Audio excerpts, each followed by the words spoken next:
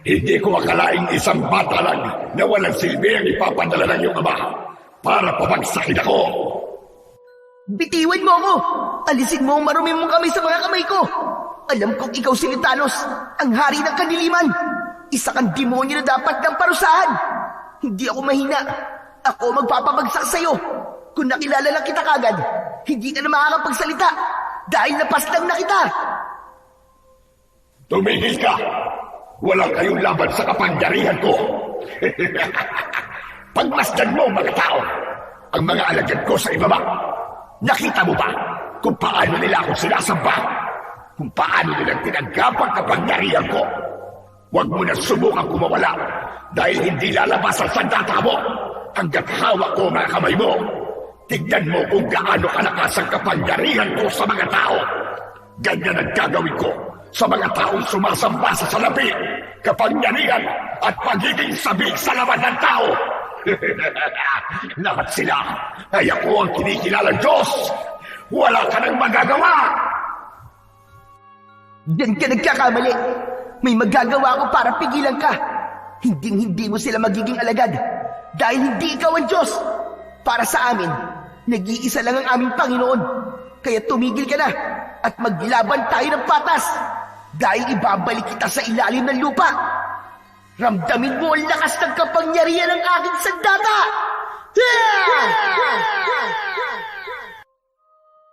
Magandang araw po sa inyong lahat. Narito na naman po tayo sa paglalahad ng isang natatanging kwento tungkol sa isang batang anak ng Arkanghel na binigyan ng espada ng liwanag. Si Ariel ay isang batang nawala ang bahagi ng isang alaala para sa 3 misyon niya sa lupa.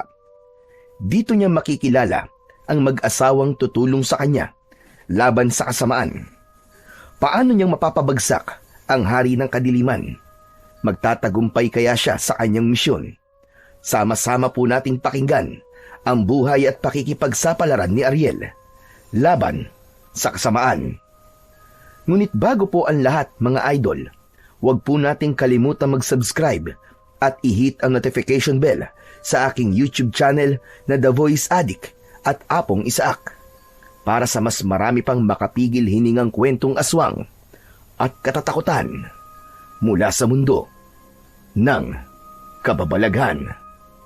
Umpisahan na po natin ang kwento. Tama kayang ginawa natin, Sarah. Dinala natin ang batang yan sa bahay natin. Bakit hindi magiging tama? Tumulong lang naman tayo. Isa pa, hindi mo ba nakikita? Parang anghel ang mukha ng batang yan.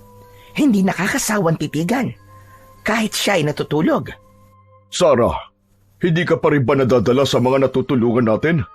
Ilang beses na tayo napahamak at nanganib ang buhay Dahil siya nagkamali tayo ng tinulungan.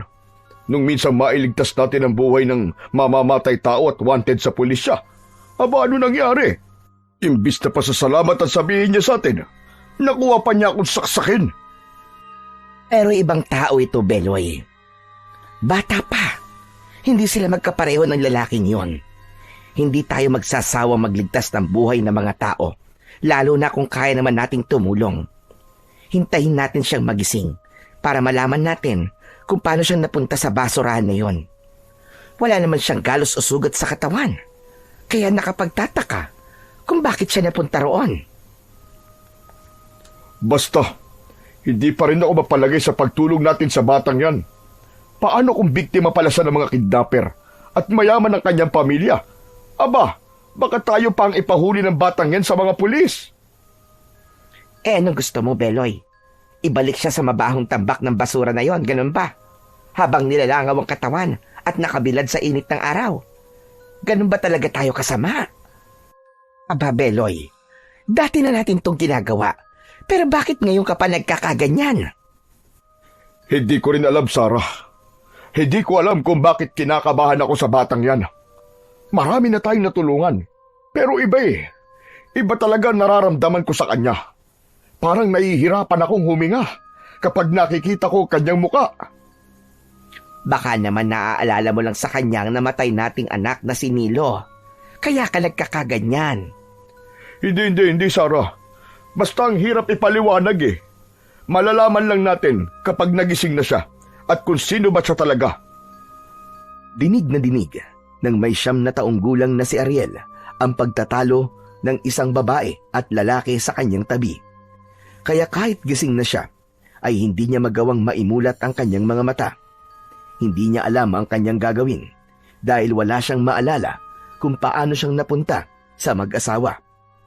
Alam niya ang lahat, maliban lang sa kung saan siya nagmula at kung sino ang mga magulang niya. Tanging ang kanyang pangalan at edad ang naaalala niya tungkol sa kanyang pagkatao. Bukod doon ay wala nang iba pa. Kaya hindi pa siya handang harapin ang mga taong tumulong sa kanya. Kaya't ipinagpatuloy niya ang pakikinig sa nagtatalong mag-asawa. Nakilala lamang niya ang mga ito na si Sarah at ang lalaki ay si Beloy. Kasunod ang paglapat ng malamig na basang tela sa kanyang noo. Maya-maya pa ay naramdaman niya ang haplos ng palad ng babae sa kanyang muka. Ano kaya kung dalhin na natin siya sa ospital, Beloy? Hindi kasi bumababa ang kanyang lagnat. Tara naman, ano ka ba? Wala na nga tayong kinita maghapon eh dahil sa pag-aalaga sa kanya. Tapos dadalhin mo pa siya sa ospital kung kailan walang-wala tayong pera. Pero nag-aalala na talaga ako sa kanya, Beloy. 2 araw na siyang hindi nagigising. Baka dito pa siya mamatay. Saglit na pumagitna ang katahimikan sa mag-asawa dahil sa huling sinabi ni Aling Sara. Habang si Mang Beloy naman ay naririnig niyang panay ang buntong hininga sa isang tabi. Dito na siya nagpasyang magmulat ng mga mata upang mabawasan ang pag-aalala ni Aling Sara. Sa una ay nagulat ito, pero sa huli ay napalitan yun ng malapad na ngiti sa labi. Tila nabunutan ng tinik sa dibdib ang babae. Ay, salamat naman Diyos ko at nagising ka na. Gusto mo ba sumandal sa dingding, iho?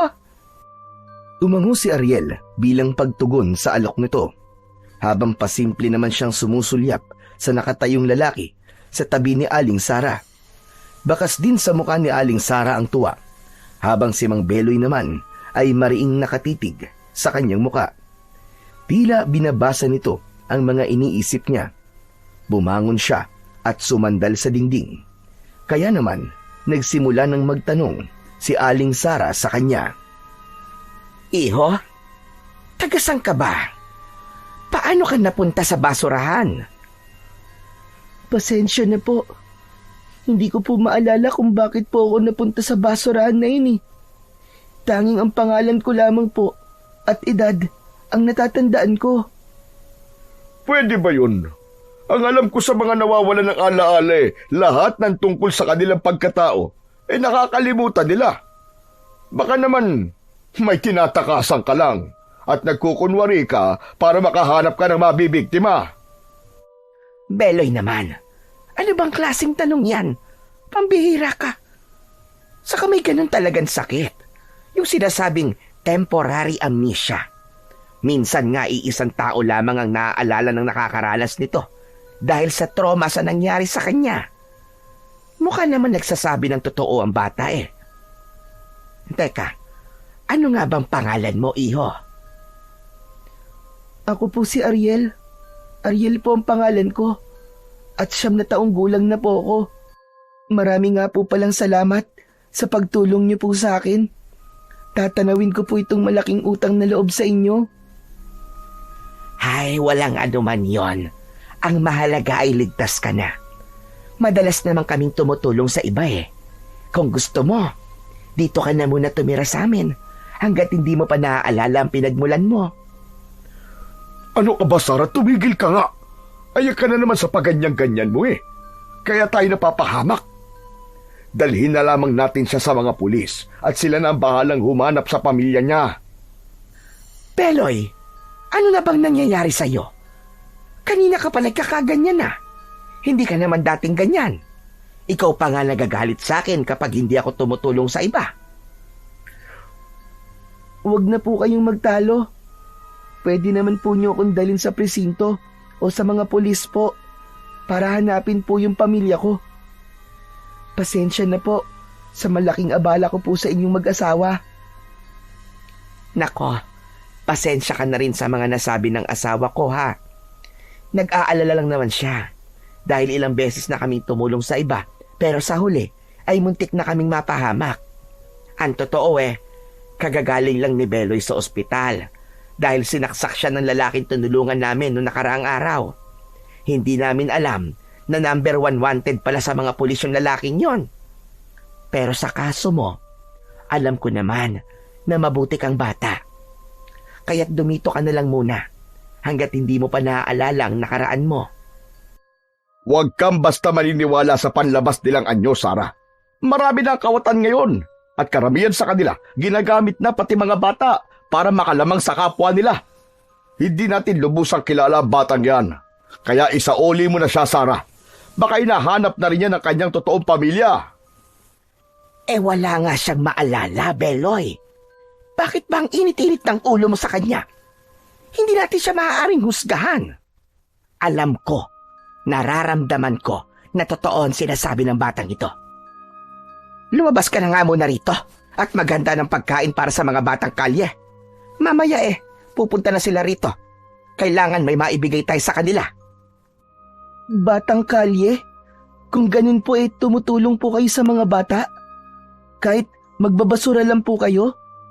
Kulang pa po ang kinikita nyo sa pang-araw-araw nyong pangangailangan. Pero nagagawa pa rin po nyong tumulong sa iba. Alam mo, Ariel, iba ang saya kapag nakakatulong ka sa iyong kapwa. Hindi naman hadlangan liit ng kita sa araw-araw. Ang mahalaga ay may natutulungan kang tao. Hindi naman nakakapagod ang maging mabuting tao sa kapwa. Ang nakakapagod ay yung umiwas na tumulong sa iba. Saka, may natitira naman sa aming mag-asawa. Sapat na yon sa pangangailangan namin sa pang-araw-araw. Saka lang napansin ni Ariel na lumabas ng silid si Mang Beloy habang kumakamot ito sa kanyang batok. Halata sa mukha nito ang pagkadismaya sa pagpapalabas ng asawa nito sa kwarto. Naiwan silang dalawa ni Aling Sara sa loob ng silid habang nag-uusap tungkol sa nagawang kabutihan ng mag-asawa sa iba. At dahil malapit ng dumilim ang paligid, iniwan siya ni Aling Sara at hinayaan siyang magpahinga ulit sa katre na gawa sa tabla ng kahoy. Nalaman niyang may mga dumating na bisita sa labas. Hindi sinasadyang narinig niya na pinapaalis na ang mag-asawa ng may-ari ng lupang kinatitirikan ng bahay ng mga ito. Sa kabila ng pakiusap ng mag-asawa sa matandang lalaki, ay sinigawan pa ang mga ito at nagwala. Hindi pa nasiyahan ang matanda. Itinapon pa nito sa lupa ang kalderong may laman na lugaw na ipapakain sana sa mga batang kalye. Itinulak ng dalawang lalaking kasama nito si Aling Sara. Kaya naman, napabalikwas na siya ng tayo. Binuksan niya ang pinto at napalapit sa mga ito. Tinitigan niya ang mata ng matandang lalaki at walang ano-ano ay bigla itong umalis ng walang imik. Tila wala sa sariling naglakad ang mga ito papalayo sa kanila. Nagtataka naman na lumapit sa kanya si Aling Sara habang pinipispisan ang narumihang damit. Habang si Mang Beloy naman ay nakakunot ang noo na bakas sa muka ang pagtatakang nakatingin din sa kanya. Nakita mo ba yon, Sarah? Ano nangyari kay Don Manolo? At nang makita niya si Ariel, ay parang nawala to sa sarili. Hindi ko nga rin alam Bakit bigla siyang natulala? Baka naman nagulat siya kay Ariel. Hindi po siya nagulat, Aling Sara. Alam lang po niya sa kanyang sarili na mali po ang kanyang ginawa. Kaya't napahiya po siya sa akin nang makita ko po siya na ginagawa niya po yun. Imposible yun Wala sa bokabulyaryo ng matandang yun na maging mabait. Napakagahaman nun sa lupain. Kaya hindi ako makapaniwalang hinayaan lang niya tayo. Ewan ko. Pero ang alam ko, babalik siya at muli niya tayong guguluhin. Kaya lang, sayang yung natapong lugaw, ano? Ano nang gagawin natin ngayon? Anong ipapakain natin sa mga bata? Hay nako, hayaan mo na. Wala naman tayong magagawa. May intindihan naman siguro ng mga bata ang nangyari. Pasensya ka na, Ariela. sa mga nasabi ko sa iyo kanina. Wala po yon, Mang Beloy. Alam ko naman po na mabuti po kayong tao at nag-iingat lang po kayo. Hindi kagad nakapagsalita si Mang Beloy habang nagtatakang nakatingin kay Ariel. Maging si Ariel ay hindi makapaniwala kung paano niya nasabi yon at kung paanong natakot sa kanya ang lalaki kanina. Tinulungan niya si Aling Sara na damputin ang mga nagkalat na kaldero sa lupa. Saka lang niya napansin na napapalibutan sila ng tambak ng mga basura at meron pang bagong dating na truck na may laman ng basura. Itinatapon yun doon, kaya hindi niya lubos maisip kung paanong nakakatagal ang mga tao na tumira sa ganong klaseng lugar. Lalong nagtataka siya na kung bakit pinag-iinteresan pa ng matanda ang bahay at lupa ng mag-asawa. Gayong ginagawa naman yun na tapunan ng basura. Kaya isa yon sa mga nakikita niyang dahilan kung bakit marami ang gumagawa ng kasalanan. Maya-maya pa ay umalis sandali si Mang Beloy, habang si Aling Sara naman ay pumunta sa kapitbahay para pag-usapan ang mga nangyari kanina. Nang mag-isa na lamang siya, ay naramdaman niya na merong malakas na puwersang humihila sa kanya papunta sa silid. Kasunod ang tila pagliwanag ng buong kwarto. Nagsipagtayuan ang mga balahibo niya sa katawan nang may marinig siyang malagom at malamig na boses mula sa liwanag sa loob ng silid. Dahan-dahan siyang humakbang papalapit at pumasok sa loob. Isinara niya ang pintuan habang nakatingin sa nakakasilaw na liwanag na nakatayo sa kanyang harapan. Halika, anak. Lumapit ka sa akin. Nagsasalitang liwanag? Sino ka? Ako ang iyong ama, anak. Ipinadala kita rito upang sugpuin ang kasamaan ng mga tao, pati na ang mga nilalang na ipinadala sa lupa ng hari ng kadiliman. Pero wala po akong maalala sa nakaraan ko. Hindi ko po alam ang mga sinasabi niyo. Saka, isa lamang po kayong liwanag eh. Sino po ba talaga kayo? Ako si Arkanghel San Miguel, isang anghel, tagapagtanggol laban sa kasamaan at pinuno ng hukbo ng langit. Ang aking pangalan ay nangangahulugang sino ang katulad ng Diyos, na nagpapakita ng aking katapatan sa Panginoon. Ipinadala kita sa lupa para sa 3 misyon na kailangan mong tuparin. Misyon? Ano pong misyon? Misyong labanan ng kasamaan, pati na ang hari ng dilim, na patuloy na tumutukso sa mga tao para gumawa ng kasalanan. Nagpaparami siya ng kanyang alagad laban sa mabubuting mga tao. Ang unang misyon mo ay bantayan ang mag-asawang nakapulot sa iyo sa basurahan. Pangalawa, puksain mo ang mga masasamang impakto na alagad ng hari ng dilim. At ang pangatlo ay pabagsakin ang hari ng kadiliman na si Lutanos. Palaganapin mo ang kabutihan laban sa kasamaan. Pero, bakit po ako? Bakit ako po ang kailangan gumawa ng misyon na yun? Dahil isa kang anghel, anak, na walang pakpak. Kapag natupad mo ang iyong misyon, ay magkakaroon ka ng pakpak na tutulong sa iyo para makaakyat ka sa kabanal-banalang langit. Subalit, kailangan mo munang dumaan sa maraming pagsubok, anak. Alamin mo ang buhay ng mga tao at wag na wag kang mananakit ng mabubuting tao. Dahil kung hindi ka na makakabalik pa kailanman sa langit. Ako ang magsisilbi mong gabay at tutulong sa iyo habang nasa lupa ka. Tanggapin mo ang espada ng liwanag. Pagkasabi nun ni Arkanghel San Miguel, ay merong nakitang liwanag si Ariel na lumapat sa kanyang katre. Kasabay ng pagkawala ng liwanag, ang paglitaw ng isang espada. Kakaiba ang talim nito at kumikislap pa sa kanyang harapan. Yan ang magsisilbi mong sandata laban sa mga halimaw at masasamang nilalang na susubok sa iyong katatagan. Sa oras na mahawakan mo ang sandatang yan, ay biglang maglalaho yan sa mga kamay mo. Ngunit kapag mahaharap ka sa panganib, ibuka mo lang ang palad mo at kusang lilitaw yan sa iyong mga kamay. Yan lang din ang may pagtatapat mo sa sandatang hawak ni Lutanos.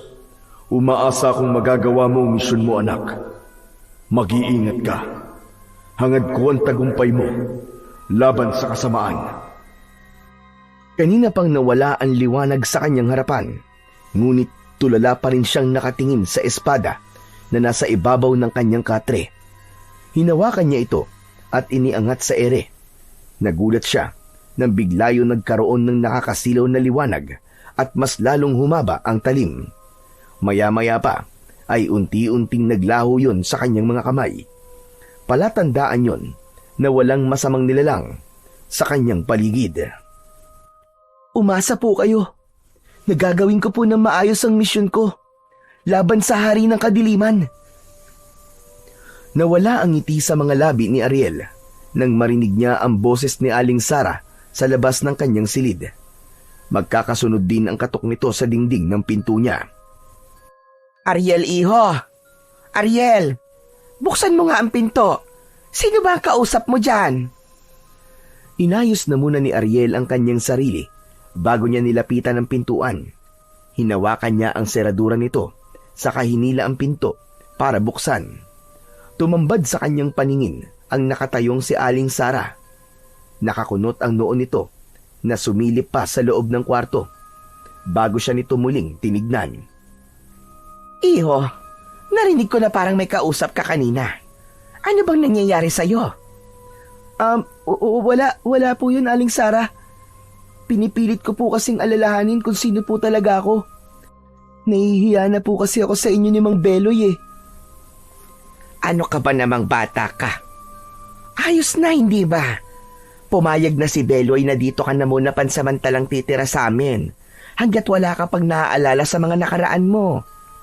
Kaya wag mong pilitin ang sarili mo. Baka lalo lamang sumakit ang ulo mo. O siya, sige na. Magpahinga ka na at bukas ay isasama kita sa bahay ng mga magulang ni Beloy. Ano pong gagawin natin doon, Aling Sara? Manganganak na kasi ang kapatid ni Beloy na si Liza. Kailangan daw na may magbantay sa paligid ng bahay nito para hindi raw mapasok ng mga impaktong gumagala sa gabi. Ha? Impakto po? Kung ganun, yung parang mga aswang? Tama ka. Maraming mga aswang ang gumagala sa gabi. Lalo na kung may buntis o merong malapit ng mga anak.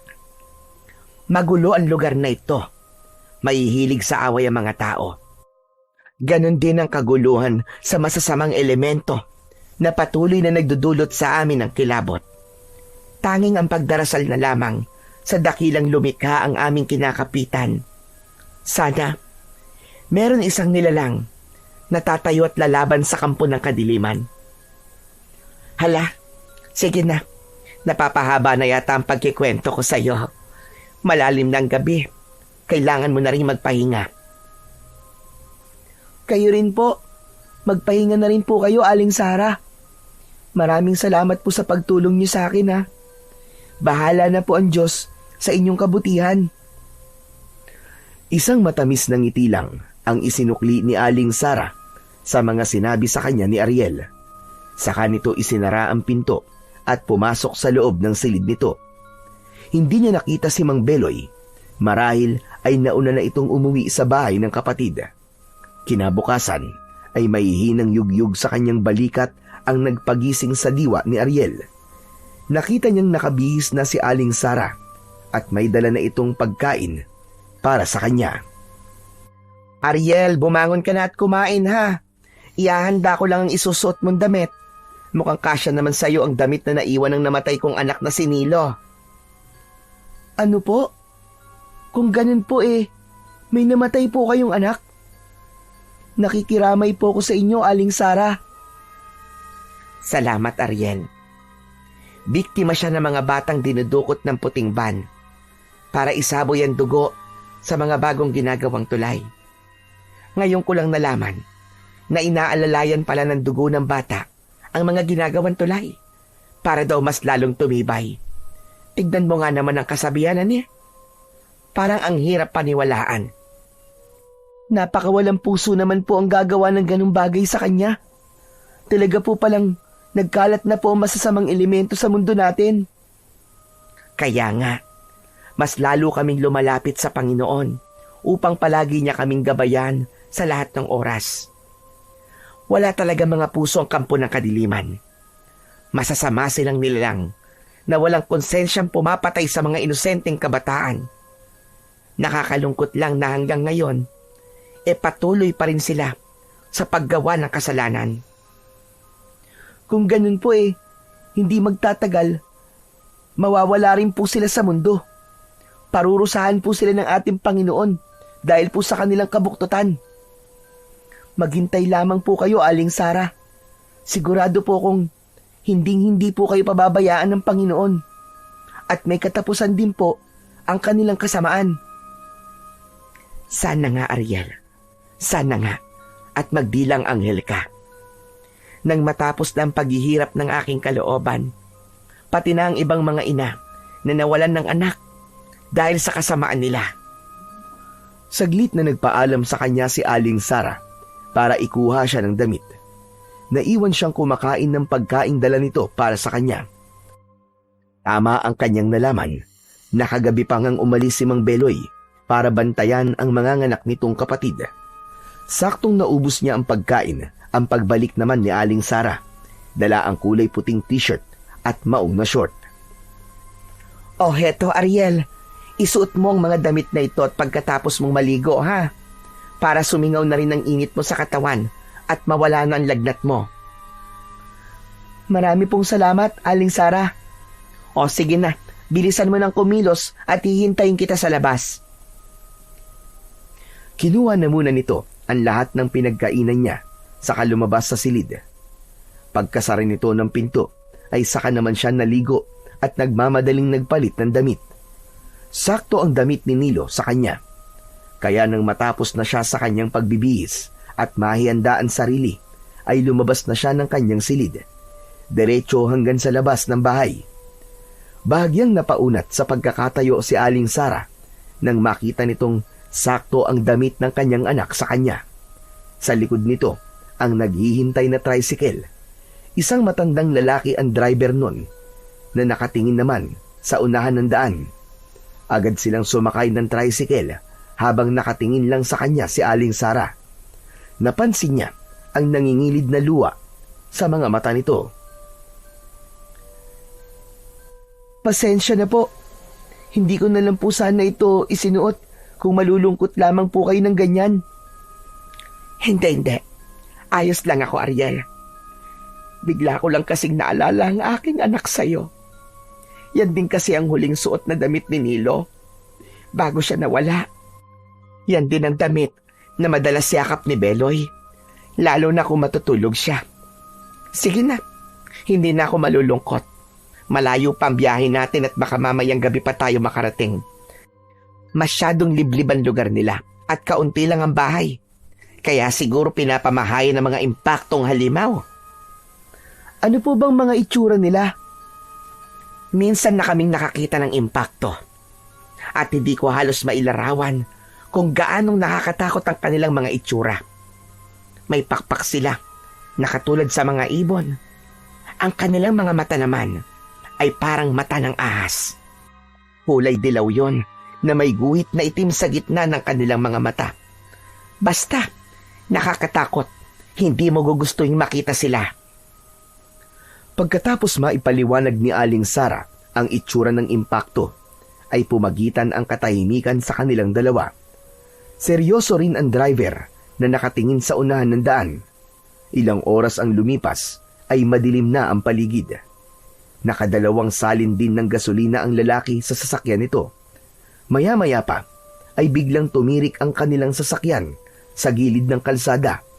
Kaya naman, labis ang pagtataka ng driver dahil inayos daw nito ang sasakyan bago ito bumiyahe. Ilang beses nitong binuhay ang makina, subalit hindi na yun tumunog. Kaya naman, bumaba sila ng tricycle at nagpalinga-linga sa paligid. Diyos ko, ngayon pa talaga nasira ang tricycle. Kung kailang malapit na tayo sa bahay. Ayos lang po yun. Ang mahalaga po, hindi po tayo nadisgrasya. Saglit silang naghintay sa driver habang inaayos nito ang makina sa ilalim. Saktong pagtayo nito ay nagulat sila sa biglang pag-angat nito sa lupa. Dinagit na ito ng isang malaking aso na may pakpak.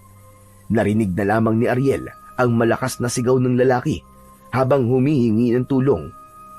Diyos ko! Ang lalaki! Tinangay ng impakto! Hindi nagawang makapagsalita ni Ariel dahil natulala siya sa nangyari.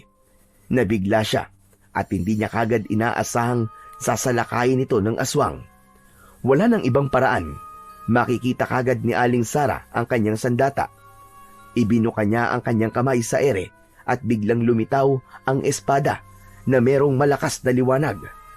Sakto ang pagbaba sa lupa ng mga nilalang mula sa himpapawid. Nakangisi ang mga ito na humakbang papalapit sa kanila. Saka lang din napansin ni Aling Sara ang hawak niyang sandata. Ariel, iho! Saan galing ang sandata mo? Aling Sara, saka na lang po ako magpapaliwanag sa inyo. May mga halimaw po sa ating harapan. Kailangan ko po silang labanan. Nanlaki ang mga mata ni Aling Sara nang makita ang mga impaktong nakatayo. Napakapit ito sa braso ni Ariel, kaya naramdaman niya ang panginginig sa mga kamay nito. Diyos ko! Ang mga impakto! Bakit sila nandito? Kayo po ang sadya nila. Hindi ko po alam kung bakit gusto ka nilang patayin. Pero lalabanan ko po sila. Hindi po sila magtatagumpay. Kasunod ang pagsugod ng malaking nilalang papalapit kay Ariel. Ang pagwasiwas naman niya ng espada sa hangin. Napaatras sa mga ito nang makita ang lumalakas na liwanag sa talim ng kanyang sandata. Habang inatake naman sila ng naunang nilalang, muntik tamaan ng kuko sa leeg si Ariel. Subalit nagawa niya yung maiwasan at hinampas niya yon ng espada. Tinamaan niya ito sa muka ng talim, kasabay ng pagbagsak nito sa lupa.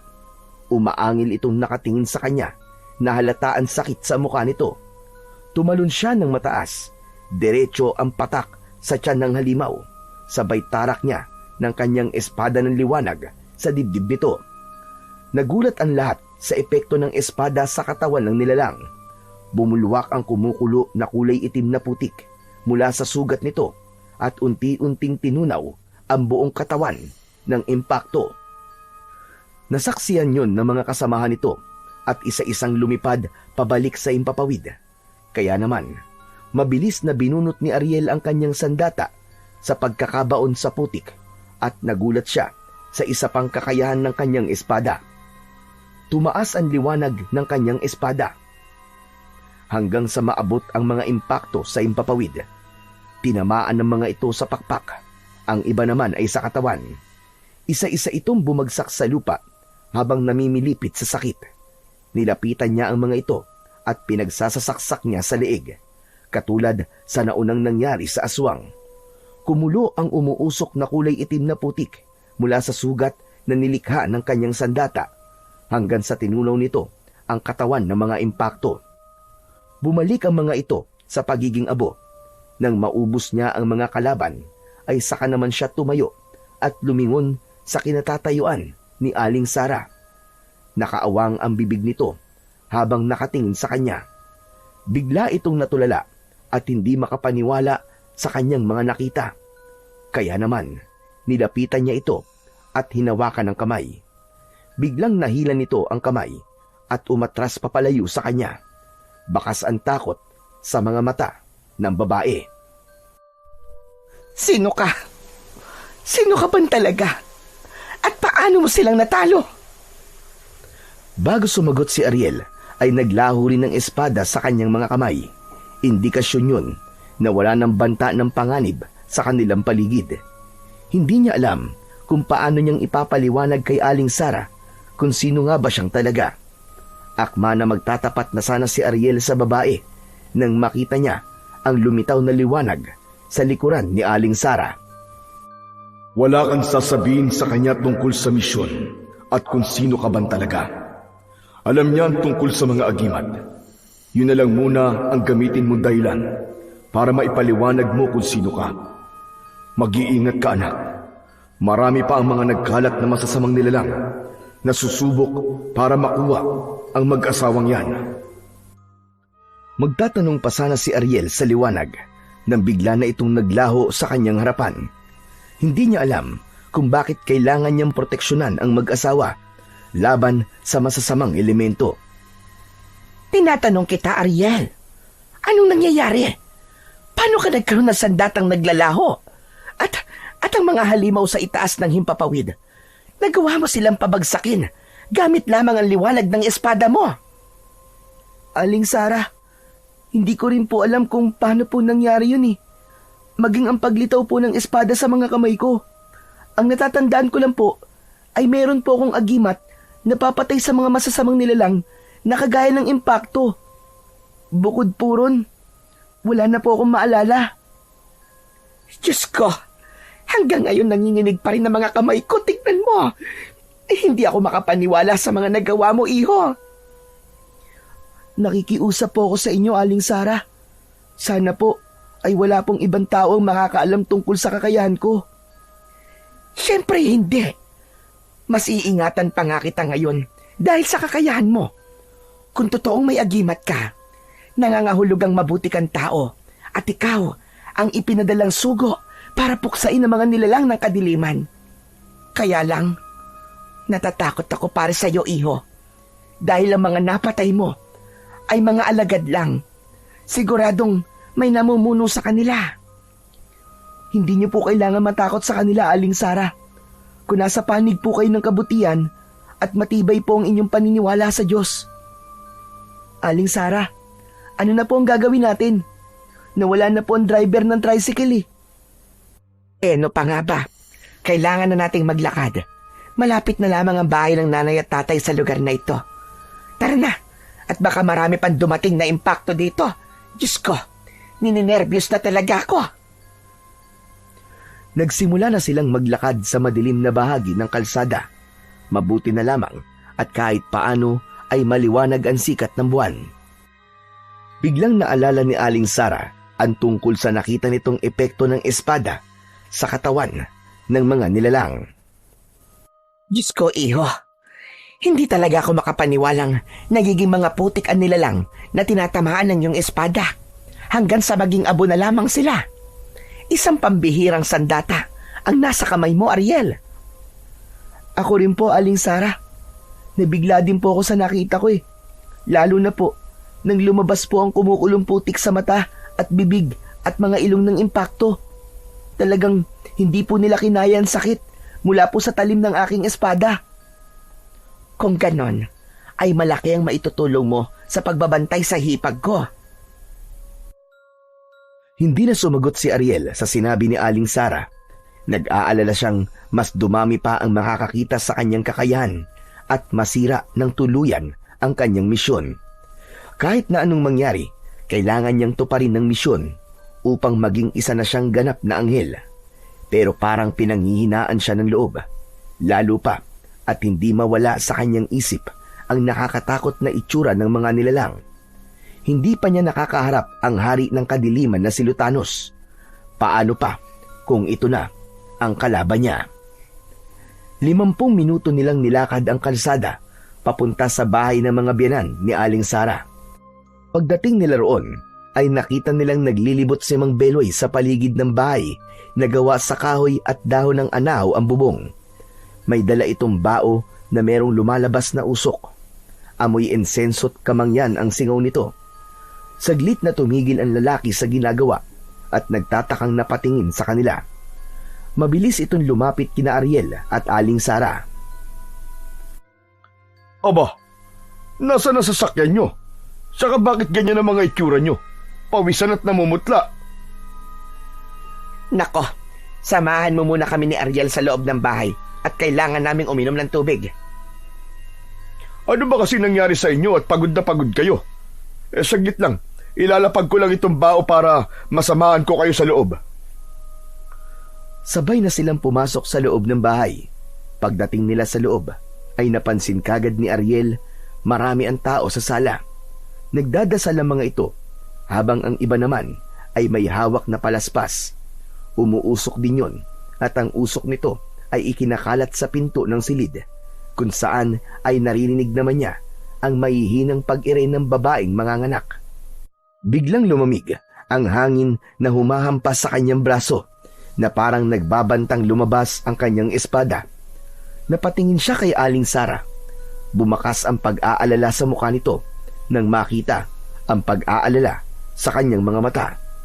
Agad itong lumapit sa kanya. Bakit, Ariel? Anong problema? Pasensya na po, Aling Sara. Pero may nararamdaman po ako mabigat na enerhiya sa loob po ng silid na to. Wala po sa labas, kundi nasa mismong silid ng babaeng manganganak ang masamang elemento. Anong sinabi mo? Sinilyapan ni Aling Sara ang nakasaradong pintuan at hinawakan ng kamay ni Ariel. Hinila siya nito papasok sa loob ng silid. Kahit pinipigilan sila ng dalawang babaeng nakatayo sa labas ng pinto. Maya-maya pa ay lumabas na rin si Mang Beloy. May dala itong tubig sa baso, kaya ang tangkasa na nilang pagpasok sa loob ng silid ay pansamantalang nahinto. O ito na, uminom na muna kayo ng tubig. Hanggang ngayon ba? Ay hindi pa nanganganak si Liza? Yun nga, hindi pa eh. Kanina pang madaling araw na sumasakit ang kanyang tiyan. Panay ang kanyang ire dahil humihilab ang kanyang tiyan. Naghihintay kami ng tricycle para sana madala na sa ospital. Kaya lang sabi ng kumadrona ay lalabas na raw ang bata eh. Deka, oo nga pala no, nasan yung sasakyan nyo? Naglakad kami mula sa crossing. Nasiraan kami ng sasakyan. Pwede ba kaming pumasok sa loob ng kwarto ni Liza? Aba oo naman. Nandun nga si nanay at tatay eh. Hindi na natapos ni Mang Beloy ang sasabihin nito nang biglang magsisisigaw si Liza habang sinasabing halimaw ang bata. Kasunod ang pag-iyak ng sanggol. Iba yon sa ordinaryong sanggol na bagong silang. Bumukas ang pinto ng silid at iniluwa noon ang tumakbong kumadrona at ang mga binan ni Aling Sara. Bakas sa mukha ng mga ito ang matinding takot. Sinilip ni Ariel ang silid at halos manlaki ang kanyang mga mata nang makita ang nakatayong kulay itim na sanggol. Nakatungtong ito sa tiyan ng kapatid ni Mang Beloy. Sa tiyan ng sanggol ay nakalabas pa ang pusod at nakakonekta sa sinapupunan ng ina nito. Mabilis na pumasok si Ariel at isinara niya ang pinto. Ariel, anong gagawin mo? Lumabas ka riyan! Tiyanak yan! Isang aswang! Buksan mo ang pinto! Huwag kang sumigaw. Walang mangyayari kay Ariel, pati na sa kapatid mo. Pero sa anak niya, paniguradong meron. Dati nang merong patyanak sa lugar nyo. Kaya alam mo mapangalib sila kung bubuhayin pa siya. Paano kapatid ko? Nakita naman niya kung anong klaseng nilalang ang isinilang niya, hindi ba? Naririnig ni Ariel ang palitan ng pag-uusap ng mag-asawa sa labas ng silid. Muli niyang sinulyapan ang babaeng nakahiga sa katre. Dahil sa hindi nito matanggap ang itsura ng anak, ay nawalan na ito ng malay.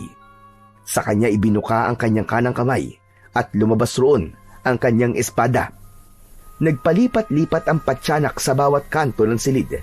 Mabuti na lamang at nakasarado ang mga bintana. Kinagat nito ang sariling pusod. Kaya naman, nang matanggal yon ay naglakad ito sa dingding na gawa sa sawaling kawayan at bigla siya nitong nilukso para umatake. Nakagat siya sa kanyang kamay pero nagawa niyang mapalo ng puluhan ng espada ang mukha nito. Tumalsik ito ng pasadsad sa sahig habang umaangil na parang isang aso.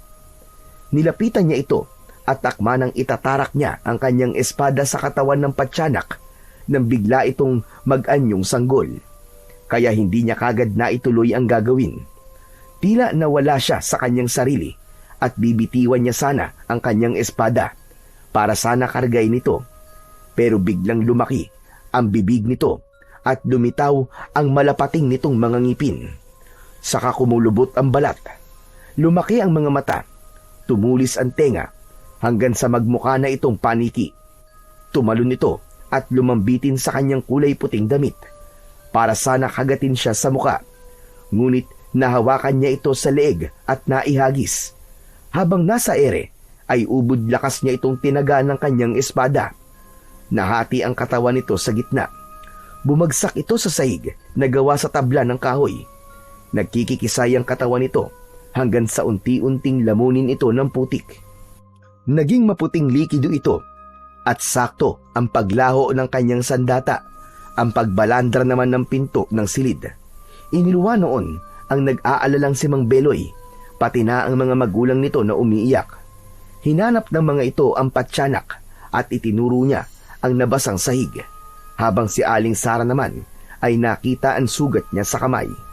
Napuno ng iyakan ang loob ng kwarto ni Liza, habang wala pa rin itong malay. Ni hindi nagtanong ang mga ito kung paano niyang napatay ang patyanak dahil abala na ang mga ito sa pagdadalamhati. Ariel, may sugat ka sa kamay. Diyos ko, kailangan mahugasan niya at makuskus ng bawang. Wala po ito. Ang mahalaga po ay ligtas na po si Ate Liza. Saka lang napaluha si Aling Sara. Bakas sa mukha nito ang pag-aalala at takot habang nakatingin sa dumudugo niyang sugat.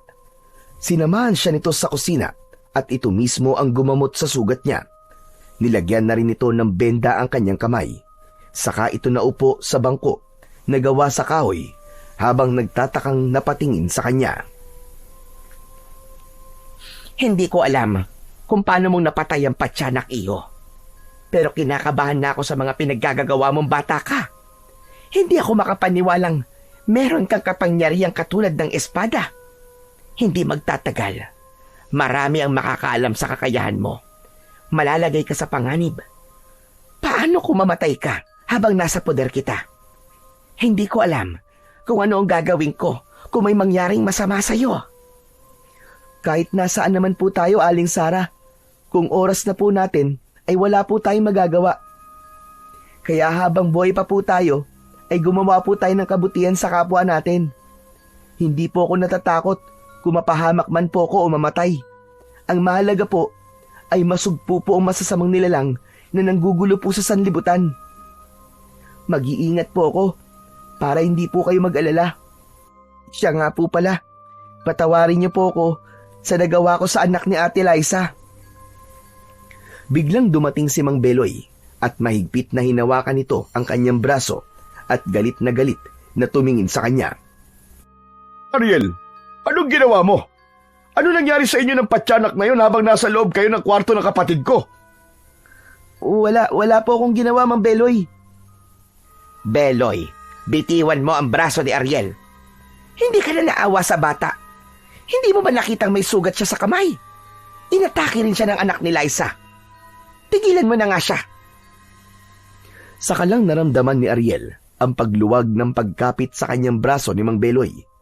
Kasunod ang paghila sa kanya ni Aling Sara at itinayo siya sa likod nito. Iniharang nito ang katawan at hinarap ang asawa.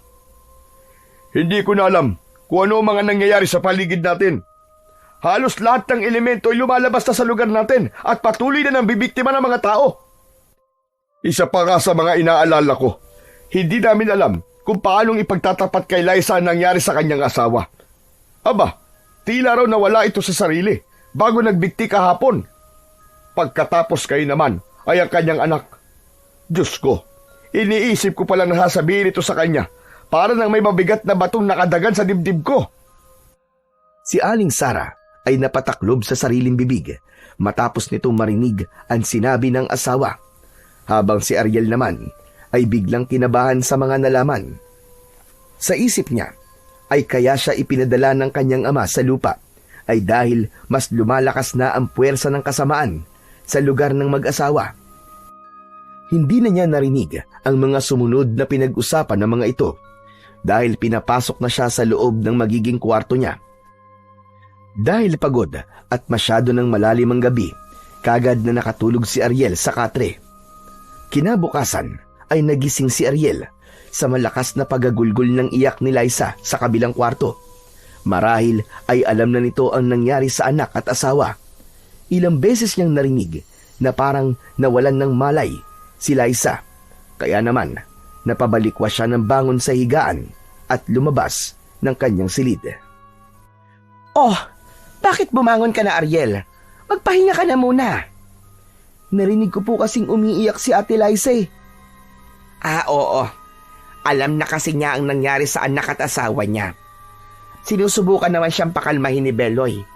Kaya sa awa naman ng Diyos, nakatulog na ulit siya.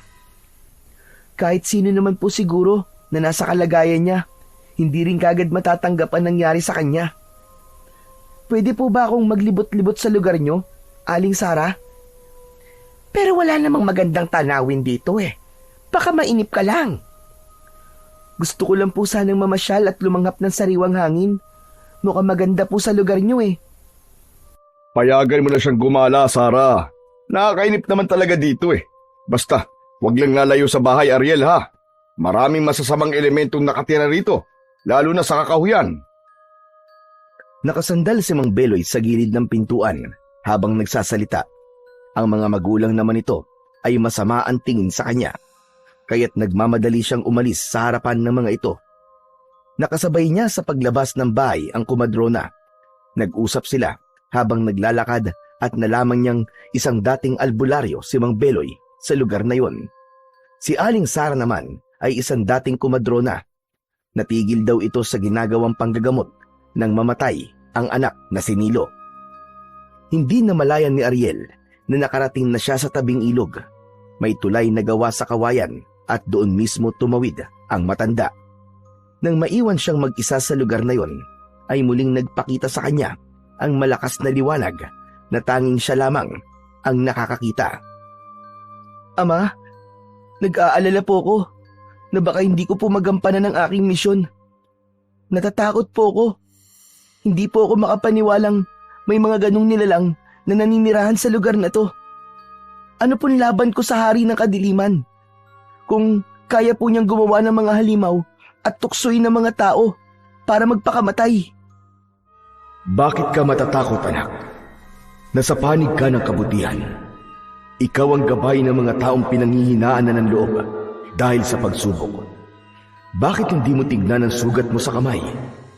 Pinagaling ka ng dakilang lumikha. Kaya ano ang inaalala mo? Hanggang ngayon po kasi ay hindi ko pa rin po alam kung bakit sila Mang Beloy at Aling Sara po ang kailangan kong bantayan laban sa hari ng kadiliman. Hindi mo ba napapansin na magmula na mapunta ka sa kanila ay nilalapitan na sila ng masasamang elemento? Sila ang gagamiting tulay ng hari ng kadiliman para maging isang ganap na tao. Kokontrolin niya ang isip ng mga ito para mawala ang pananampalataya nila sa Diyos. Busilak ang kanilang mga puso. Kaya gawin mo ang lahat para hindi ka mabigo sa misyon mo. Ang ibig niyo po bang sabihin, kapag humina ang pananampalataya nila sa Diyos, may posibilidad po na saniban po sila ni Lutanos para utusang gumawa ng kasalanan? Tama ka, anak. Kokontrolin niya ang isip ng mga ito at tuturuang gumawa ng masama. Mahalaga ang misyong nakaatang sa iyong balikat, anak. Pinagdaanan ko na yan at talagang mahirap. Subalit kung matibay ang paniniwala mo sa Panginoon, hindi ka niya pababayaan. Isa lamang yung pagsubok na dapat mong malampasan. Ama, kapag nagtagumpay po ako sa misyon, babalik na po ba sa akin ang nawala kong alaala? Oo. Basta tandaan mong lahat ng mga sinabi ko. May darating na nilalang na magpapahirap sa iyo at susubukin ang katatagan mo. Kaya kailangan mong maging matapang. Unti-unting naglaho ang liwanag sa kanyang harapan. Saka naman napako ang kanyang paningin sa benda ng kanyang kamay. Dahan-dahan niya yung binuksan at nagulat siya na wala na roon ang kanyang sugat. Kahit ang marka ng kagat ng patyanak ay wala na rin. Kaya lang, hindi na muna niya yun pwedeng alisin. Ayaw niyang maghinala ang mag-asawa sa totoong pagkatao niya. Maya-maya pa ay tumayo na siya para sana maglakad. Kaya lang, bigla siyang bumangga sa nakatayong matandang lalaki. Kaya't bumagsak siya sa lupa. Hindi niya alam kung gaano ito katagal na nakatayo sa kanyang likuran. Pero alam niyang walang ibang nakakarinig sa boses ng anghel. Nakangisi itong nakatunghay sa kanya habang inilahad nito ang kamay para alalayan siyang tumayo. Subalit naramdaman niya ang malakas na enerhiyang lumalabas sa katawan nito. Mabigat at nakakakilabot. Kaya naman, mabilis siyang tumayo at lumayo sa matanda. Sino ka? Hindi ito nagsalita at sa halip, lumingalinga ito sa paligid saka humakbang papalapit sa kanya.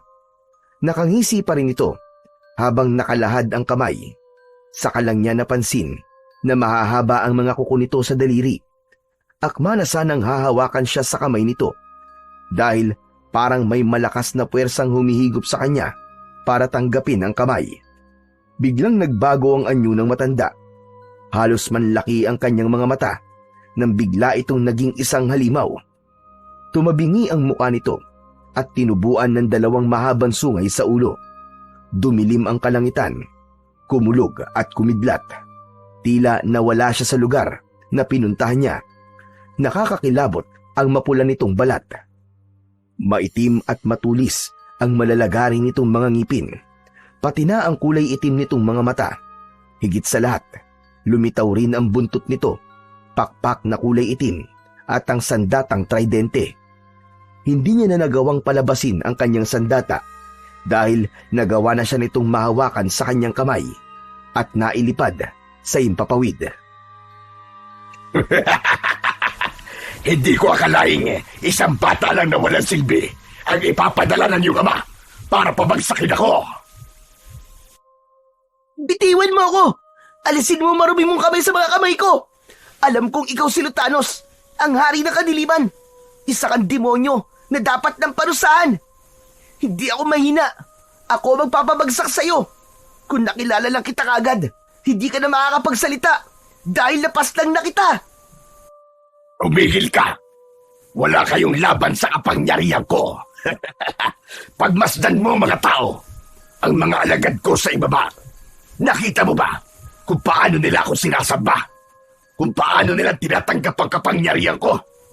Huwag mo nang subukan kumawala dahil hindi lalabas ang sandata mo hanggat hawak ko ang mga kamay mo.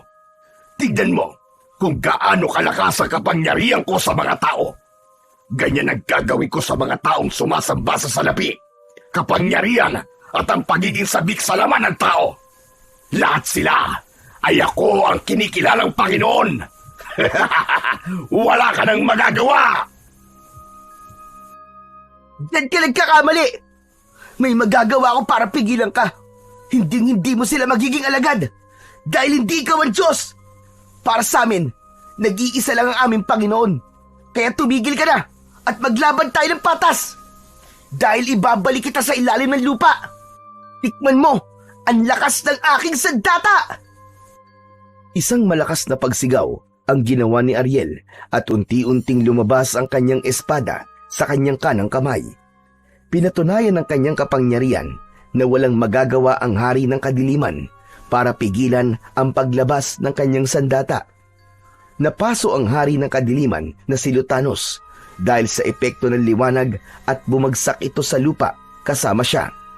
Tumilapon ang kanyang katawan sa tabi ng ilog habang si Lutanos naman ay pasadsad na bumagsak sa lupa. Binalutan ito ng kulay itim na usok at biglang naglaho habang hawak ang tridente. Hindi niya inasahan na magkikita sila ni Lutanos kaya hindi siya nakapaghanda sa paghaharap nila. Ang hindi niya makalimutan ay ang mga taong nakita niya sa ibaba habang lumilipad sila at pinapanood ang mga nangyayari. Nakita niya sa kabilang baryo ang rayot, pasugalan, pambubugbog ng asawa at pagnanakaw ng mga kabataan sa mga tindahan. Nakita niya kung paano nananaig ang kasamaan sa mga tao. Kasabay ng paglaho ng kanyang espada, ang pagbakas ng galit sa kanyang muka.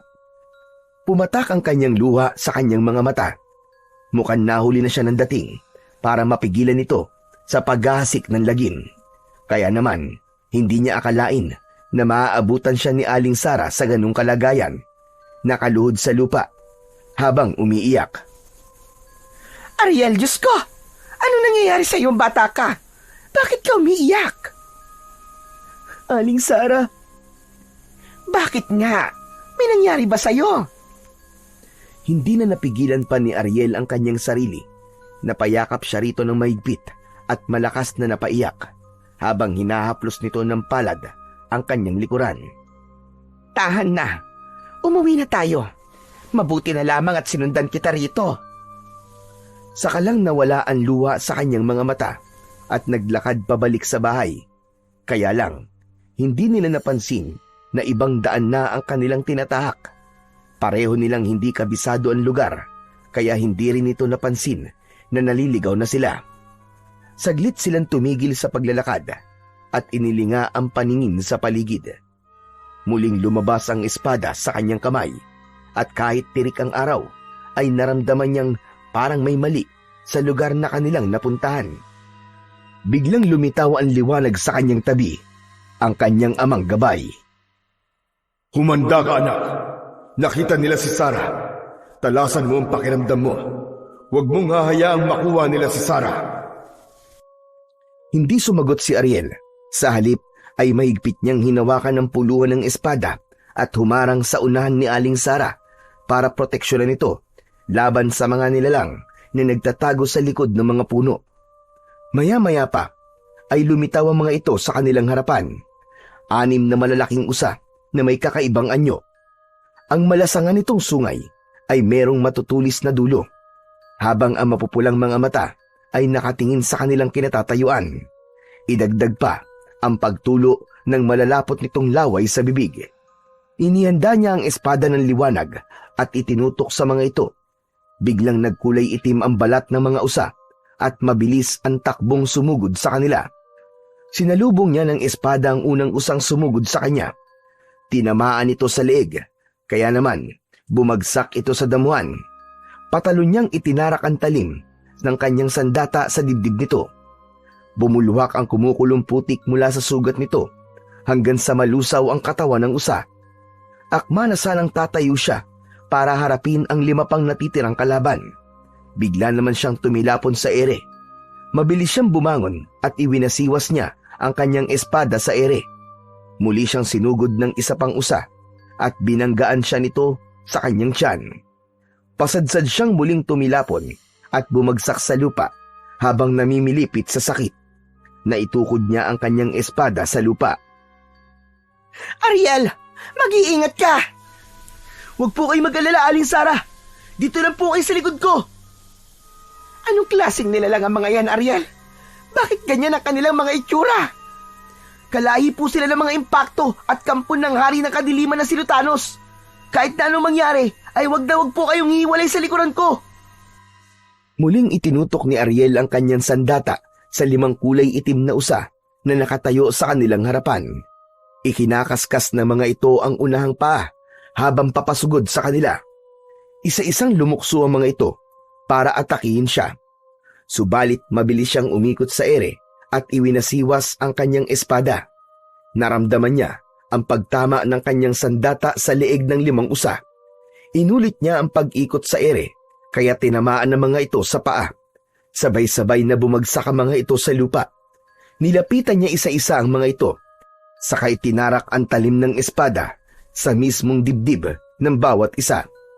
Nagmistulang mga putik ang mga natutunaw na katawan ng mga usa, hanggang sa bumalik ang mga ito sa pagiging abo. Si Aling Sarah naman ay hindi makagalaw sa kinatatayuan. Habang pinapanood si Ariel sa ginagawa, inilinga niya ang kanyang paningin at hinila sa braso si Aling Sarah paalis sa lugar na yon. Nahihiwagahan na talaga ako sa pagkatao mo, Ariel. Parang hindi ka isang ordinaryong bata. Pagkatapos ng mga nakita ko, masasabi kong sanay na sanay ka sa pakikipaglaban. Sino ka ba talaga, Ariel? Hindi po itong tamang oras para sagutin ko po ang tanong niyo, Aling Sarah. Ang mahalaga po ay makabalik na po tayo sa bahay niyo bago pa sumapit ng tuluyan ng dilim. Ipinagpatuloy nila ang paglalakad hanggang sa nauwi sa pagtakbo. Humihingal silang binalikan ng daan kung saan sila nanggaling. Maya-maya pa ay narinig naman nila ang malakas na sigaw ni Mang Beloy kasama ang mga magulang nito. Sarah! Ariel! Nasaan na kayo? Ariel! Sarah! Saka lang nakahinga ng maluwag nang makita si Mang Beloy na butil-butil ang pawis sa noo dahil sa paghahanap sa kanila. Kasama nito ang mga magulang na bakas na rin ng pag-aalala sa muka. Matagal na raw sila sa gubat kaya nag-aalala na ang mga ito. Pambihira, saan ba kayo pumunta? Ang tagal nyo. Lalo ka na, Sarah. Ang sabi mo susunduin mo lang si Ariel. Pati ikaw hindi na rin nakabalik. Sandali lang. Bakit ang dumi ng damit mo, Ariel? Nahulog po kasi ako sa ilog kanina. Pagkatapos, nalibang po kami ni Aling Sara sa pagkikwentuhan. Hindi po namin napansin na naligaw na po kami. Yan na nga ba ang hinala ko kanina eh. Kita nyo na. O siya, sige na.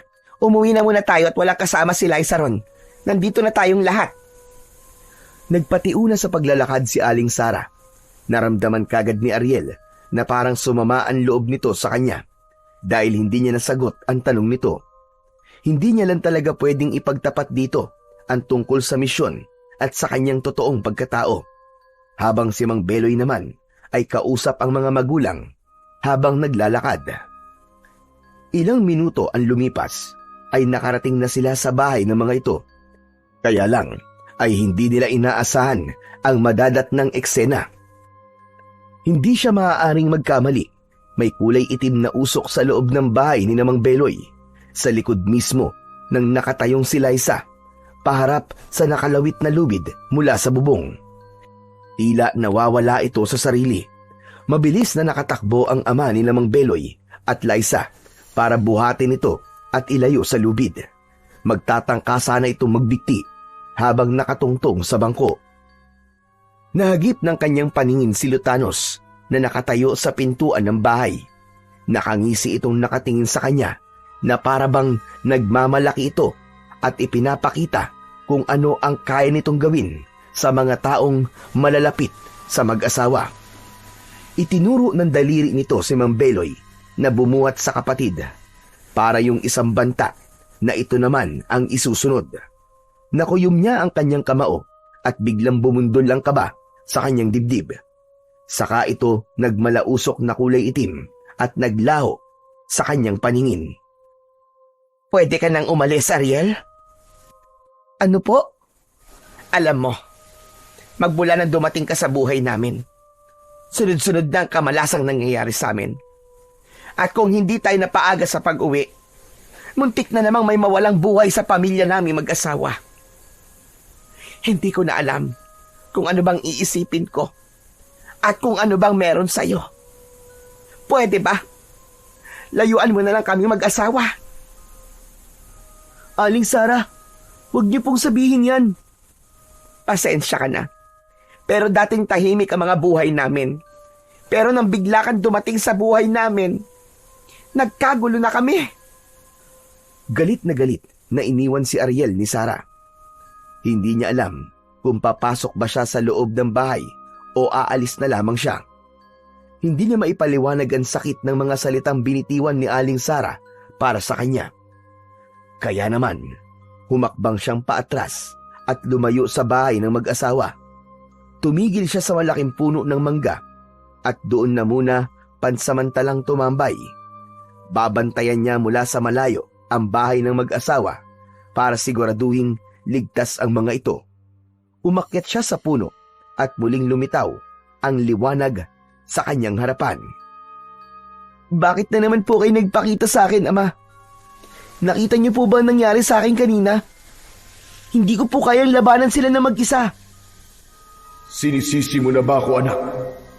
Hindi ba't sinabi ko sa'yo na huwag kang magpapatalo sa tukso? Sa halip, lalo mong palakasin ang loob mo laban kay Lutanos. Ama, nasaktan po ako kanina sa sinabi ni Aling Sara. Tao lang sila, anak. Talagang dumarating sa kanila ang pagbigat ng kanilang emosyon. Dapat mas nilawakan mo pa ang iyong pangunawa. Mamayang gabi, isang malaking banta ng pagharap ang nararamdaman ko sa pagitan ninyong dalawa ni Lutanos at gagamitin niyang mag-asawa laban sa iyo para makuha niyang espada at mapabagsak ka. Malapit mo nang matupad ang mission mo. Lalo pa at kasama niya ang kanyang mga alagad. Isang babala lang ang kaya kong ibigay sa iyo, anak. Dahil hindi ako maaaring makialam sa laban mo. Muling naglaho ang nakakasilaw na liwanag sa kanyang harapan. Kasunod, ang malalalim niyang pagbuntong hininga. Batid niya ang panganib, ngunit gusto niya nang makabalik kung saan siya nagmula. Kailangan niyang magtagumpay sa pakikipaglaban niya kay Lutanos at sa mga alagad nito. Muntik pa siyang mahulog sa sanga ng mangga nang biglang magsalita si Mang Beloy sa ibaba ng puno. Nakatingala ito sa kanya, kasama si Aling Sara. Ariel! Anong ginagawa mo dyan? Bumaba ka rito! Po, naghahanap po ako ng bunga ng mangga eh. Huwag ka nang magsinungaling, Ariel. Alam kong nasaktan ka sa mga nasabi ko kanina. Pasensya ka na, iho. Hindi ko sinasadya. Nadala lang ako sa emosyon ko. Sige na, iho. Bumaba ka na riyan. Malapit nang dumilim ang paligid. Lihim na binalot ng tuwa ang puso ni Ariel sa mga sinabi ni Aling Sara. Dali-dali siyang bumaba ng puno at lumapit dito. Niyakap niya ito sa bewang at ganun din ito sa kanya. Si Mang Beloy naman ay naiiling na pinagmasdan silang dalawa bago nag-aya na pumasok sa loob ng bahay. Dinala siya ng mga ito sa kanyang kwarto, kaya naman nagkaroon na siya ng pagkakataon para magbigay ng isang babala. Hindi ko po alam kung saan po ako magsisimula, Aling Sara, Mang Beloy. Pero nasa panganib po ang buhay niyo. Kailangan niyo pong manatili sa loob ng silid niyo hanggang hindi po lumiliwanag ang paligid. Ano ka mo? Bakit naman mga nganib ang mga buhay namin, Ariel?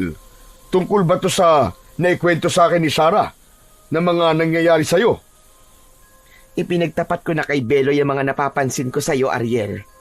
Kaya kung ano man ang nangyayari sa'yo, tatanggapin namin yun. Isa lamang po akong manunugis ng masasamang elemento na nanggugulo sa mga tao. Totoo pong wala akong maalala sa nakaraan ko.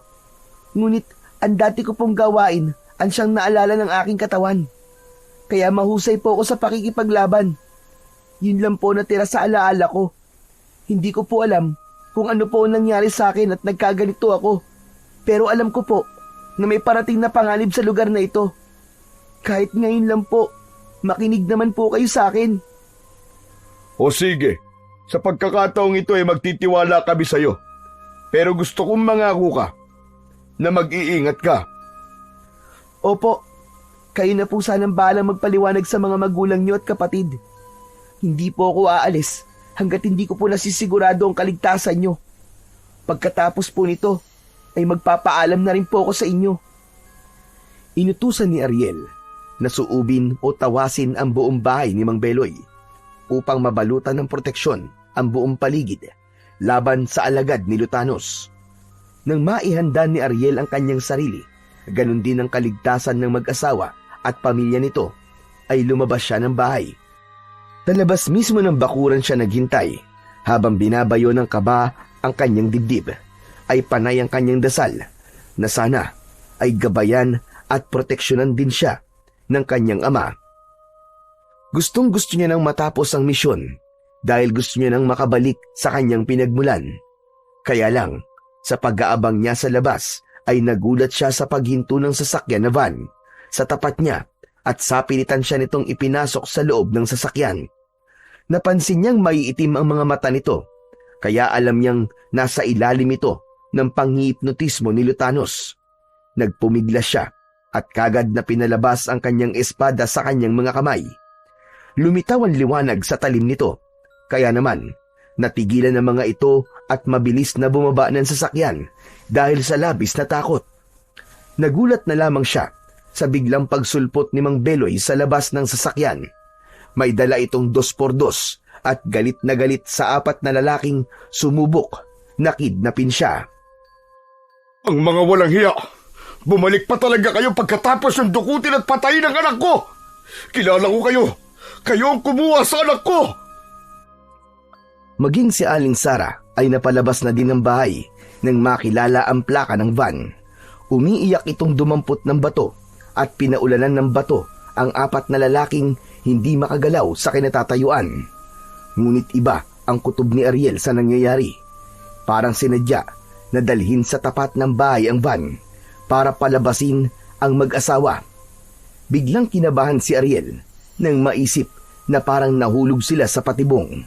Lalo pa at hindi umaalis ang mga lalaki na nakatingin lang sa kanila. Parang wala ang mga ito sa sarili. Mga walang hiya kayo! Kampon ng kadiliman! Mga hayop! Pinatay niyo ang anak ko! Hindi pa man natatapos ang pagsasalita ni Aling Sara, ay bigla nang nagbago ang anyo ng 4 na lalaki. Nagmuka ang mga ito na halimaw, nakamuka ng isang dyablo. Mahahaba ang mga sungay nito at kulay itim ang balat na merong naaagnas na katawan na halos kita na ang buto sa loob. Sakalang gumalaw ang mga ito at nilapitan ng mag-asawa. Kaagad na kumilos si Ariel gamit ang kanyang sandata. Bitiwan niyo sila! Ako ang harapin niyo, mga impakto!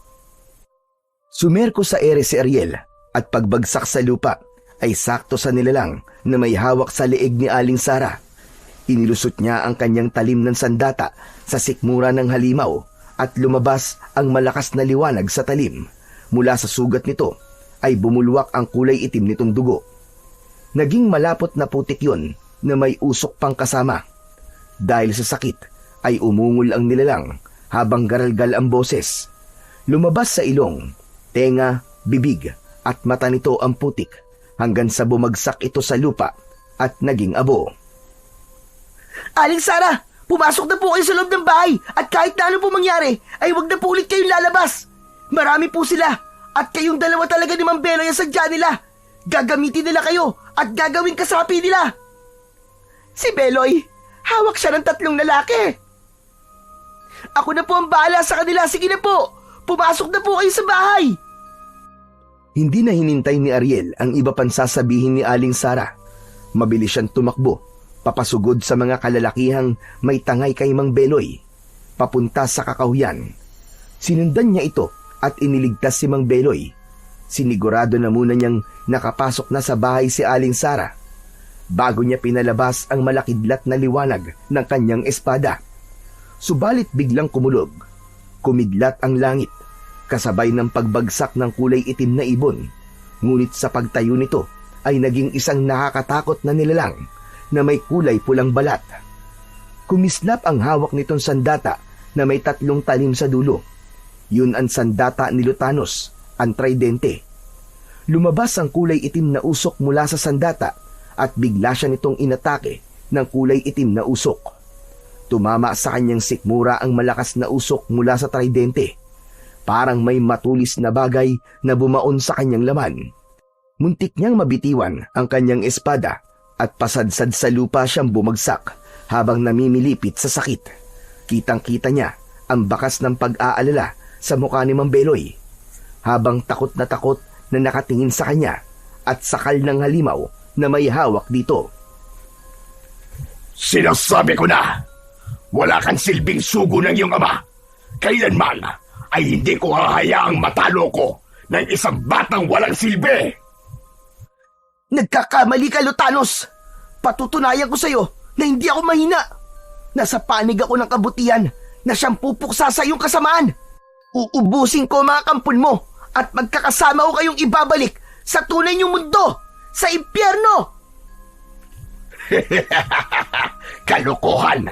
Hindi ka mananalo sa akin, bata. Nakita mo ba ang lalaking ito? Pagmasdan mo kung ano ang gagawin ko sa kanya. Parang mababaliw si Ariel sa pag-aalala nang makita niyang nilapitan nito ang biyag na si Mang Beloy. Parang hindi na siya humihinga ng mga oras na yon. Niayaw gumana ng kanyang isip at sa pagkakataong yon ay sinubukan niyang tawagin ng kanyang ama para humingi ng tulong. Subalit naalala niyang kailangan niya yung gawing mag-isa para sa misyon. Kaya buong tapang na lumundag siya sa ere para saklolohan si Mang Beloy na akma na sanang sasaksakin ng tridente. Ngunit nagawa niyang maiharang ang talim ng kanyang sandata sa tiyan nito, kaya hindi bumaon ang talim ng tridente at malakas niyang hinila ang kamay ni Mang Beloy. Kasama ang halimaw na may sakal sa leeg nito, Inundayan niya ng saksak sa dibdib ang halimaw. Ganon din ang dalawa pang lumapit para atakihin siya. Nailigtas niya si Mang Beloy, ngunit si Lutanos ay nagtawag pa ng mga kasama sa pamamagitan ng pagsigaw nito sa dulo ng talim ng hawak nitong tridente. Umangat ang kulay itim na usok sa langit. Kinontra niya yon ng liwanag na taglay ng kanyang espada. Hindi! Hindi maaari! Hindi mo ako matatalo! Ito ang sayo! Tuluyan na ngang itinutok nito sa kanya ang tridenteng may kulay itim na usok. Sinalubong niya yon ng liwanag ng kanyang sandata. Habang naririnig naman niya ang yabag ng paa ng tumatakbong si Mang Beloy papalayo sa kanilang dalawa. At habang nakikipaglaban si Lutanos sa lakas ng kanyang sandata, ay gumalaw ang isa nitong kamay para kontrolin si Mang Beloy. Pumihit pabalik ang lalaki habang ang mga mata ay nagkulay itim. Lapitan mo sa Beloy! Ako ang Panginoon mo! Patayin mo siya! Agawin mo ang espada sa mga kamay niya! Wag! Wag po, Mang Beloy! Labanan niyo po siya! Huwag kayong papatalo sa panunukso niya! Nakikiusap po ako! Para sa anak niyo! At kay Aling Sara! Subalit tuloy-tuloy lang ito sa paglalakad, papalapit sa kanyang kinaroroonan. Tila natalo na ito ng kapangyarihan ng kadiliman. Inatake siya nito ng suntok sa sikmura, at kahit masakit ang pagtama ng kamao nito sa kanyang katawan, ay hindi niya binitiwan ang kanyang espada na nakikipaglaban pa rin sa kulay itim na usok ng tridente. Lumabas sa langit ang kidlat at bigla nitong tinamaan ang hawak niyang espada. Tila mas dumagdag pa ang lakas ng kapangyarihan ng kanyang sandata. Yeah! Mamatay ka na! Heto na ang katapusan mo! Malakas niyang itinulak ang kanyang sandata papalapit sa nakatayong si Lutanos. Iniwasan niya ang bawat pagsuntok sa kanya ni Mang Beloy. Si Lutanos ang kanyang hinarap at sa pagtakbo niya pasugod dito ay tuluyang natalo ito ng liwanag ng kanyang sandata. Bumagsak itong pasadsad sa lupa at bumangga sa katawan ng puno ng mangga. Hindi kagad to nakabangon, kaya naman sinamantala niya ang pagkakataon na yon para lapitan ito.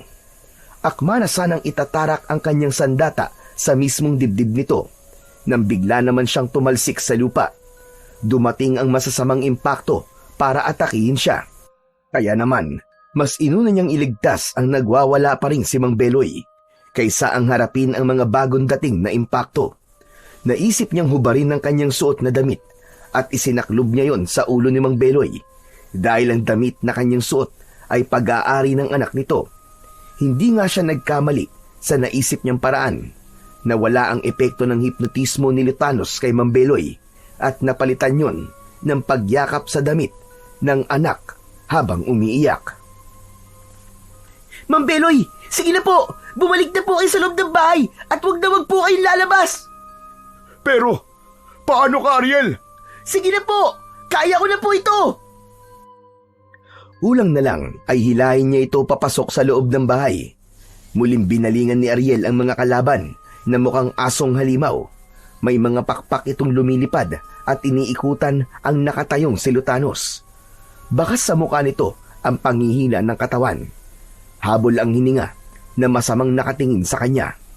Kaagad na sumalpok sa kanyang muka ang nilalang na unang sumugod sa kanya. Nahampas niya agad ito ng talim ng kanyang espada. Bumagsak ito ng pasadsad sa lupa, ngunit humarang si Lutanos. Hindi ko mapapalampas ang ginawa mo sa aking hayop kang bata ka! Babawiin ko sa'yo ang sandatang yan! Hindi ka nararapat sa espada ko! Dahil ang may kakayahan lang na gumamit ito ay ang mga nilalang na may takot sa Panginoon! Hindi! Sa akin ka dapat matakot! Umigil ka na! Dahil kahit kailan ay hindi ka mananalo laban sa puwersa ng kabutihan! Hindi! Hindi! Patayin niyo siya! Mga alagad ko! Durugin niyo ang katawan niya! Sabay-sabay na umatake kay Ariel ang mga nilalang mula sa impapawid. Iwinasiwas niya ang kanyang sandata at ang liwanag nito ay nagmistulang kidlat na humabol sa mga lumilipad na nilalang. Bumagsak ang mga ito sa lupa habang natutunaw na parang nauupos na kandila. Hindi niya napansin ang biglang pagsugod sa kanya ni Lutanos. Bumaon ang talim sa kanyang tiyan. Naramdaman niya ang walang kapantay na sakit. Subalit nagawa niyang lumaban. Mas lumapit pa siya rito hanggang sa maabot nito ng kanyang sandata. Ngunit nabigo siyang masugatan nito dahil inihagis siya nito sa lupa. Namimilipit siya sa sakit na napabangon sa kinabagsakan. Itinukod niya ang kanyang espada sa lupa. Narinig niya ang malakas na pagtawa ni Lutanos. Ipinikit niya ang kanyang mga mata. Naramdaman ni Ariel ang pagbalot ng liwanag sa kanyang buong katawan. Nawala ang sakit mula sa sugat niya at sa pagmulat ng kanyang mga mata. Naglalagablab na ang liwanag ng kanyang sandata. Sabay tutok sa nakatayong si Lutanos. Kinontra yon ng tridente nito at lumabas ang makapal na kulay itim na usok mula sa sandata nito. Gumuhit ang malakas na kidlat sa langit, pati na ang pagdagundong ng malakas na kulog. Buong lakas na mas lumapit pa si Ariel sa hari ng kadiliman. Hindi nito kinaya ang lakas ng puwersa ng kapangyarihan mula sa sandata ni Ariel. Bumagsak ito ng pasadsad sa lupa. Natanggal ang dalawang sungay nito at lumabas ang putik sa mata, sa bibig at sa ilong nito. Mabilis siyang lumuhod sa tiyan nito at itinarak ang talim ng kanyang espada sa mismong dibdib nito. Tuluyan na nga itong natalo ng epekto ng kanyang espada ng liwanag. Hindi! Hindi! Binalot ng malakas na liwanag ang buong katawan ng nakahandusay na si Lutanos. Tuluyan na itong nilamon ng liwanag mula sa kanyang sandata. Samantalang ang hawak naman itong tridente ay nagmistulang parang kandila na dahan-dahang natutunaw sa lupa. Nangihinang napaluhod sa lupa si Ariel habang nakayuko. Nakatukod ang kanyang espada at hindi siya makapaniwalang natalo niya ang hari ng mga impakto at kadiliman. Lumitaw ang isang malakas na liwanag mula sa kanyang harapan. Naglaho ang kanyang sandata sa kanyang mga kamay. Indikasyon yun na wala na ang banta ng panganib sa paligid. Binabati kita, anak. Nalampasan mo ang pagsubok. Nagtagumpay ka sa 3 misyon. Hindi pa rin po ako makapaniwala, Ama. Hindi ko po akalaing matatalo ko po ang hari ng kadiliman na si Lutanos. Nagawa mo yun, anak, dahil malakas ang pananalig mo sa ating Panginoon. Kailanman ay hindi nagtatagumpay ang kasamaan laban sa puwersa ng kabutihan. Hindi masusukat ang kapangyarihan ng dakilang lumikha upang protektahan ang kanyang mga anak na nananalig sa kanya. Sana ito na ang huli at wakas ng pag-aasik nila ng lagim sa sanlibutan. Bumukas ang pinto ng bahay ng mag-asawa nang makitang wala na ang mga nilalang sa labas ng bakuran ng mga ito. Kasunod, ang kapatid at mga magulang ni Mang Beloy. Naluluwa ang dalawa na tumakbo sa kanyang kinaroroonan. Niyakap siya nito ng mahigpit. Diyos ko! Ang akala namin ay kung ano nang nangyari sa iyo, Ariel. Takot na takot kami habang pinapanood ka naming makipaglaban sa hari ng kadiliman. Lalo na nang mawala sa sarili si Beloy at iniligtas mo siya sa pamamagitan ng damit ng aming anak. Lalo na nang makita naming nasaksak ka ng tridente, Ariel. Paniguradong may sugat ka sa tiyan. Halika, gamutin natin ang sugat mo. Iniharap siya ni Mang Beloy para sana ay suriin ang kanyang sugat sa tiyan. Subalit napaawang ang bibig nito nang makitang walang marka ng talim ng tridente sa kanyang laman. Aminado siyang nagkaroon siya ng kasalanan dahil kailangan niyang magsinungaling para sa kanyang misyon. At yun na ang tamang pagkakataon para ipagtapat sa mga ito kung sino nga ba siyang talaga. Mula sa harap ng pamilya ni Mang Beloy at Aling Sara, biglang lumiwanag ang kanyang buong katawan. Kitang-kita niya ang paglabas ng kulay puti niyang pakpak sa likod. Bumalik na ang lahat ng kanyang alaala, pati na ang naging pangako niya sa kanyang kaibigan. Kaya pala ang mag-asawa ang kanyang binantayan laban sa kasamaan, ay isa pala itong mahalagang kahilingan mula sa anak mismo ni na Aling Sara at Mang Beloy na si Nilo. Hindi siya makapaniwala nang maalala na niya ang nakaraan, pati na ang kanyang pamilya at pinagmulan.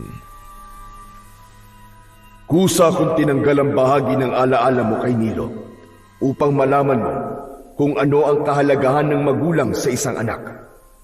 Hanggang sa huli ay ipinakita ni Nilo kung gaano niya kamahal ang kanyang mga magulang. Iparating mo sa kanila ang mensahe ni Nilo.